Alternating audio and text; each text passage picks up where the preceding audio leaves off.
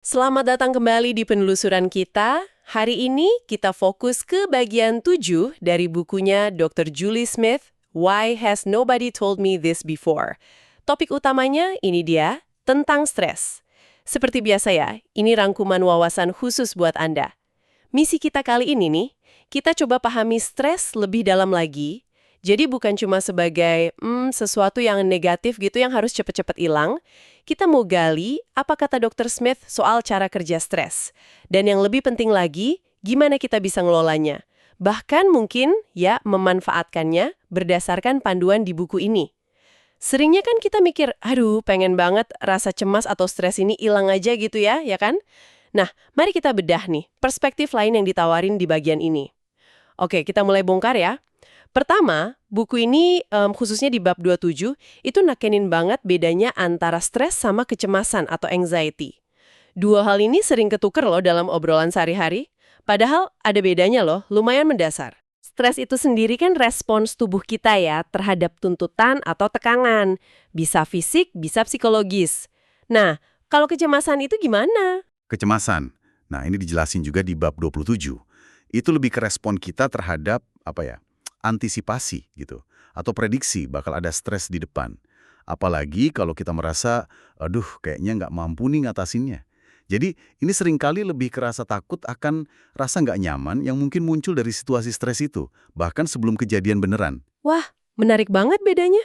Berarti ini artinya stres nggak selalu jelek dong ya? Padahal kan nasihat umum seringnya jangan stres gitu kan? Seolah-olah stres itu racun aja gitu. Tepat sekali. Ya, buku ini masih di bab 27, ngebedain dengan jelas antara eustress, ini stres yang positif atau bermanfaat, dan distress, stres yang negatif. Dalam jangka pendek, respons stres lewat hormon kayak adrenalin itu sebenarnya bisa adaptif banget loh. Bisa ningkatin fokus kita, kewaspadaan jadi lebih tajam, nambah energi buat performa. Bahkan, ada bukti stres akut jangka pendek itu bisa bantu sistem imun lawan infeksi. Ada kan kurva stres yang terkenal itu? Tingkat stres yang pas, yang optimal, justru malah bikin performa terbaik. Kalau terlalu dikit stresnya ya, bosen, kurang motivasi. Tapi kalau kebanyakan atau kelamaan, nah itu baru ngerusak performa sama kesehatan. Jadi intinya sih, stres itu sinyal dari tubuh kita, bukan semata-mata musuh. Tapi ada titiknya nggak sih kapan stres yang tadinya baik ini, yang ngebantu, berubah jadi buruk? Kapan kita lewat batas optimal itu? Bab 29 di buku ini kan bahas sisi gelapnya ya. Betul. Stres jadi masalah serius itu kalau dia berlangsung terus-menerus. Jadi kronis gitu.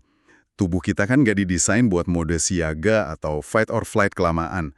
Dampak stres kronis ini bisa luas banget dijelasin di bab 29. Salah satu yang paling umum yaitu sistem imun jadi tertekan.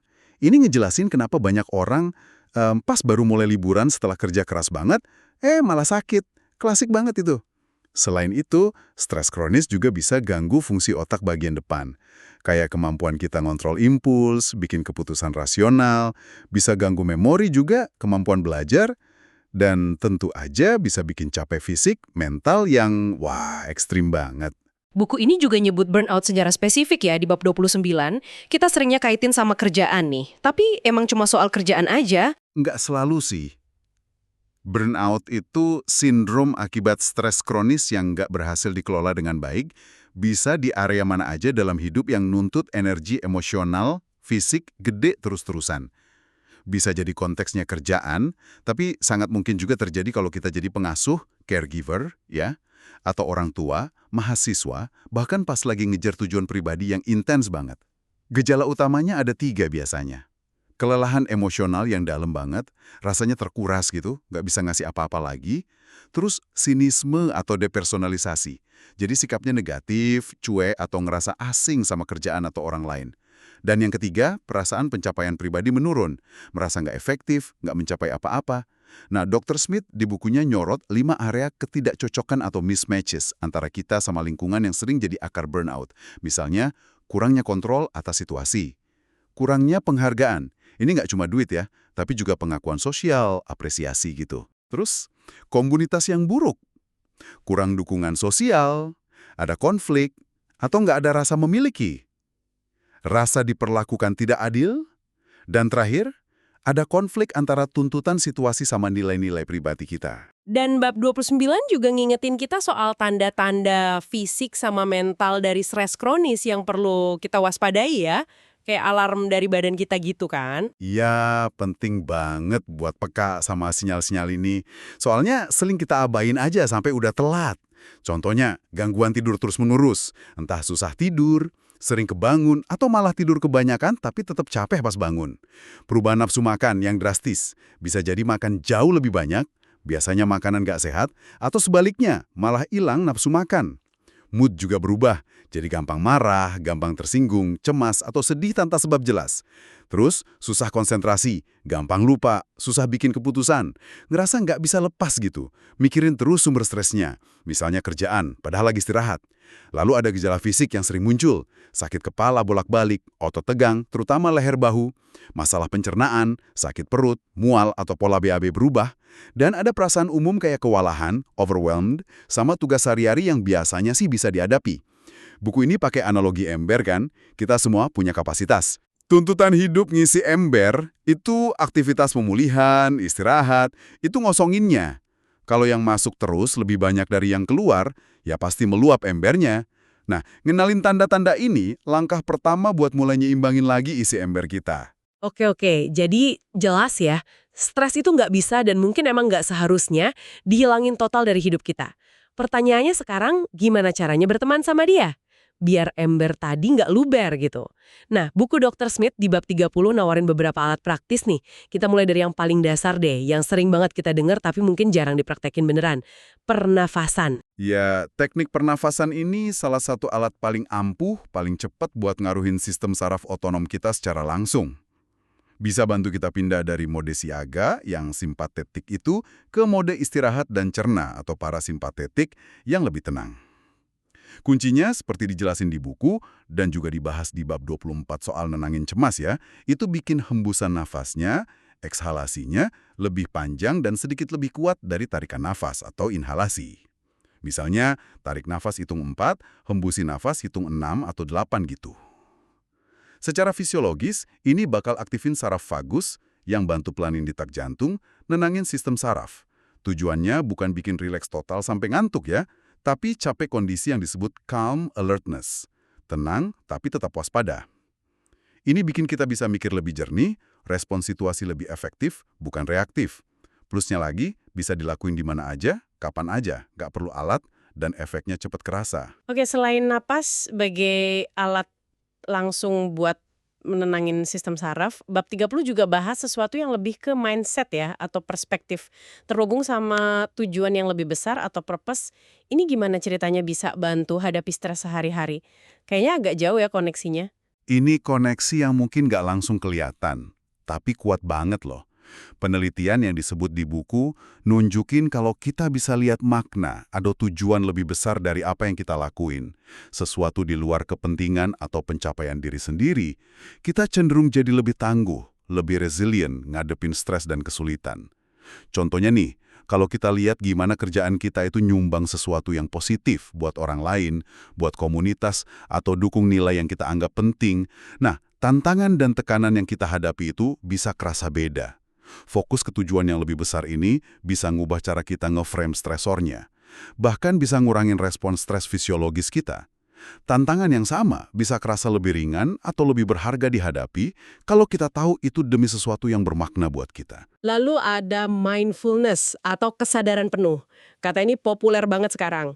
Gimana buku ini khususnya di bab 30 ngejelasin cara prakteknya buat manajemen stres. Biar nggak cuma jadi konsep meditasi yang ribet gitu. Mindfulness di sini dijelasin sebagai latihan yang praktis banget buat sadar sama momen sekarang.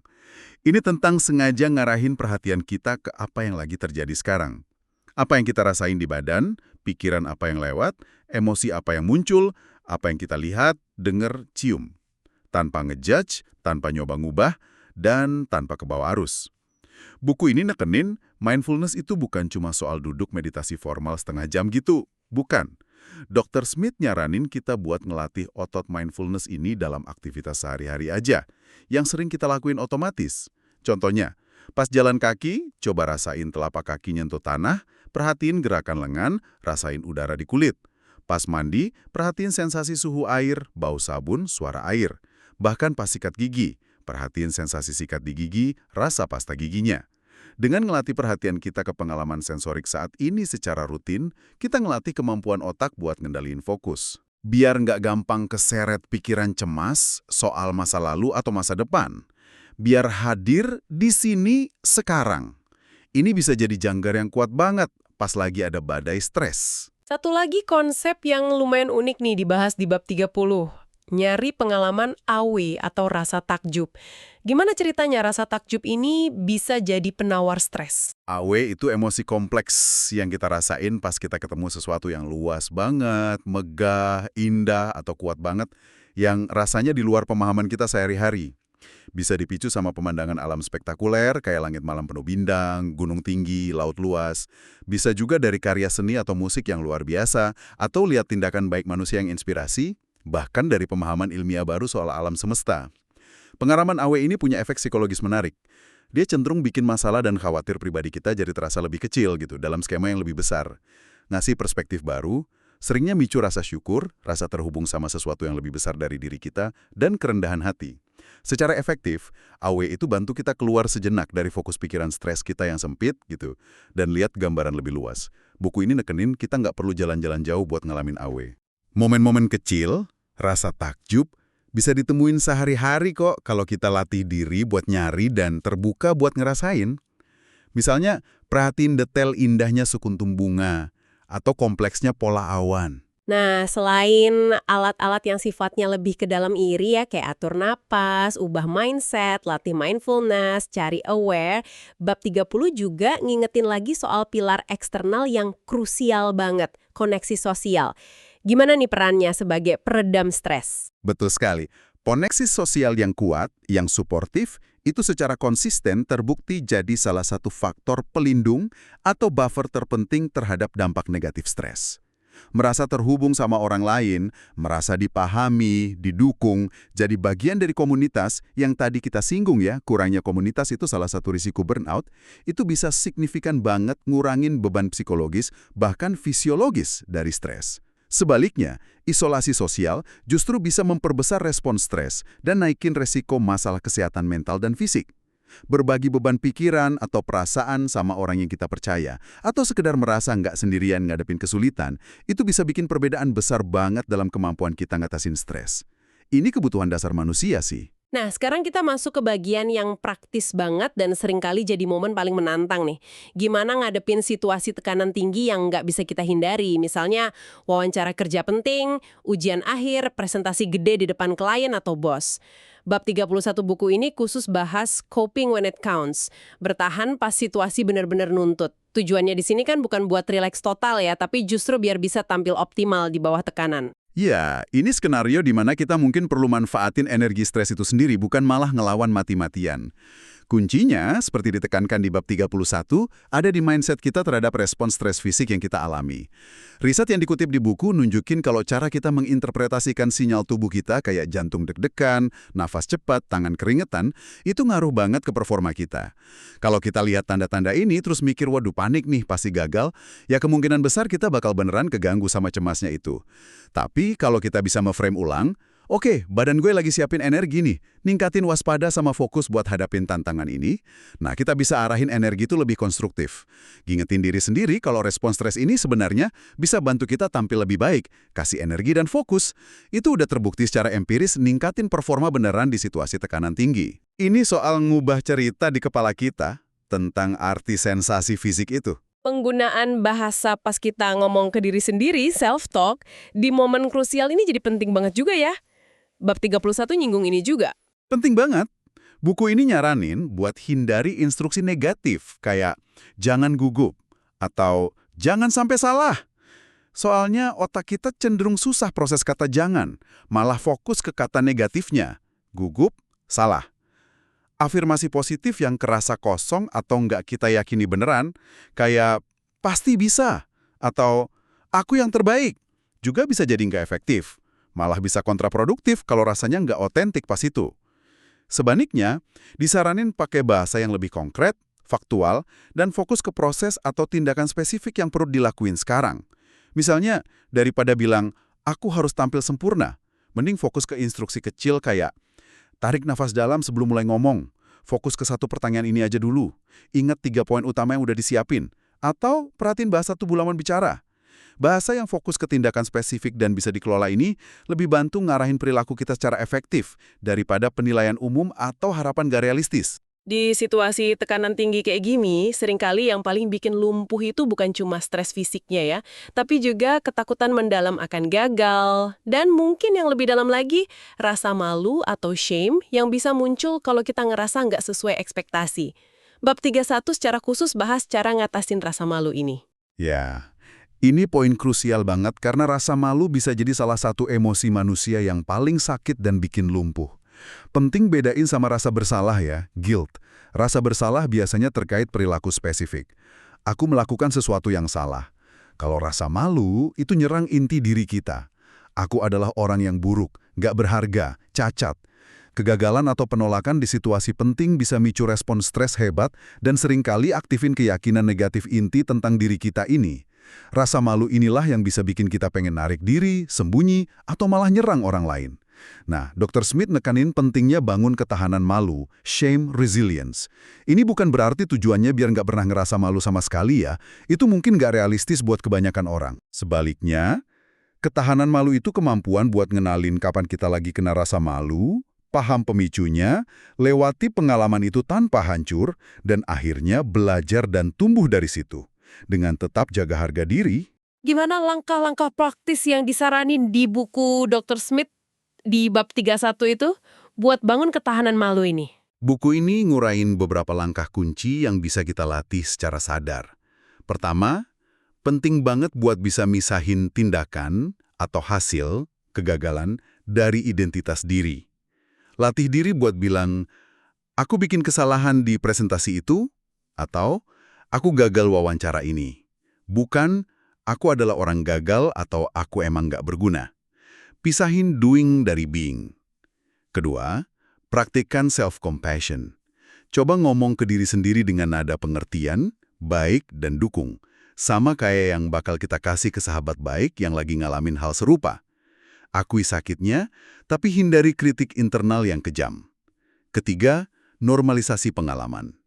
Ingetin diri kalau ngerasa malu, kecewa, sedih setelah gagal atau ditolak, itu respons manusia yang normal banget dan umum. Hampir semua orang pernah ngerasain. Anda nggak sendirian. Tahu ini bisa ngurangin beban isolasinya sedikit. Keempat, sadari sifat sementara dari emosi. Ingetin diri kalau perasaan malu yang intens ini, meskipun kerasa kuat banget sekarang, nggak bakal selamanya kok. Kayak ombak, dia bakal naik, capai puncak, terus pelan-pelan surut. Bertahan lewatin aja. Kelima, pakai teknik nenangin diri, self-soothing, secara sadar pas gelombang emosi lagi tinggi. Bisa teknik napas dalam tadi, aktivitas fisik ringan, dengerin musik tenang, pakai aromaterapi, atau sentuhan fisik kayak meluk diri sendiri. Ini bantu nenangin sistem saraf dan lewatin intensitas emosi tanpa reaksi impulsif atau ngerusak. Keenam, cari dukungan dan berbagi. Ngobrol soal pengalaman dan perasaan Anda sama orang yang dipercaya, yang Anda tahu bisa dengerin dengan empati tanpa ngejudge. Berbagi pengalaman malu sama orang yang tepat bisa signifikan ngurangin kekuatannya. Malu itu sering tumbuh subur dalam rahasia dan isolasi.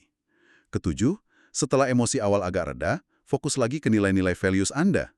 Tanya ke diri sendiri, mengingat apa yang penting buat saya, nilai kayak integritas, keberanian, belajar, dan lain-lain, gimana saya mau melangkah maju dari situasi ini?